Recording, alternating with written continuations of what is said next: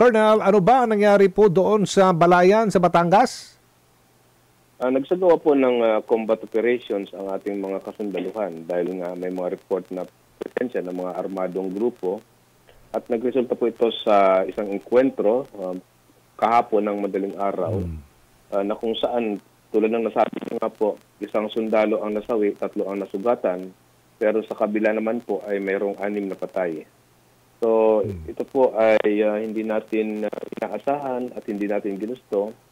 Pero sa hanggat meron pong armadong grupo na nagtatangkang umagaw sa kapangyarihan sa pamamagitan ng armadong pagkikibaka, ay mangyayari po ito dahil hindi po tayo papayag na gano'n na lang ang kanilang gagawin. So, yun po ang nangyari.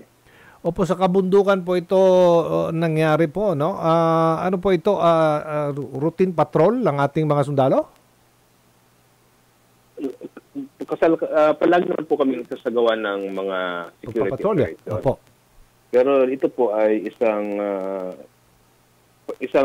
parang operations, combat operations, dahil nga po sa impormasyon na may mga armadong grupo na mula sa Southern Tagalog Regional Committee na gumagala sa nasabing lugar. Kaya nga po, na-alerto yung ating mga sundalo at nagsagawa ng combat operations. Sana naman po hindi ito makakapekto sa plano nating magkaroon ng panibagong peace talks with government at ng National Democratic Front, Colonel?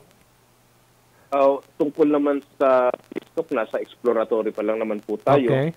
At kahit naman po magkaroon ng pag-uusap ang magkabilang parte, tayo naman sa military ay patuloy na magsasagawa ng military operation. Focus military operations kasi hindi natin iiwanan yung ating mga gains, yung mga nakuha na natin na dapat ay talagang masugpo natin itong mga armadong pagkikibaka ng kabila. So hindi tayo hihinto kahit meron pong pag-uusap. Opo, kumusta ang operation ninyo sa mga insurgents ngayong holiday season, Colonel? Tuloy-tuloy naman po ito kasi ang threat ay nandyan. So, although mahina na po dahil base sa aming latest na validation, bumaba na po ito. At weekend na rin lahat ng guerrilla front nila. So, tuloy-tuloy na ang gagawin natin na focus military operation.